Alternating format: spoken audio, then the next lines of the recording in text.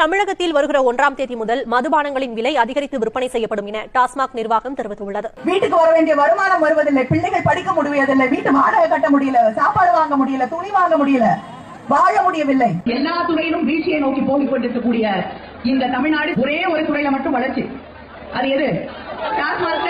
இன்று தமிழ்நாட்டுடைய வருமானம் 36,000 கோடி. இந்தியாவிலேயே அதிகமாக இளம் விதவைகள் இருக்கக்கூடிய மாநிலமாக தமிழ்நாடு மாறிக்கொண்டிருக்கிறது.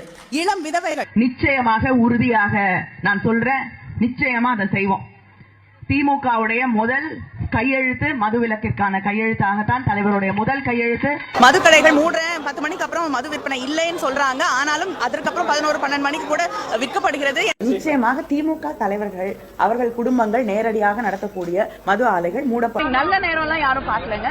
மதுவிலக்கு கொண்டு வரப்படும் பொழுது நாங்கள் அந்த ஆலைகளை மூடுவோம். ஒரு நாள் டாஸ்மாக் கடைகள் இல்லாத தமிழகத்தை உருவாக்கக்கூடிய அத்தனை முயற்சிகளை திராவிட முன்னேற்ற கழகம் செய்யும். தமிழ்நாட்டில் மதுவிலக்கு சாத்தியமா சாத்தியம் நீங்க திமுக வந்து ஆட்சி வந்த உடனே முதல் கையெழுத்த வந்து மதுவிலக்கு இருக்குன்னு சொல்லி சொல்லிருந்தீங்க.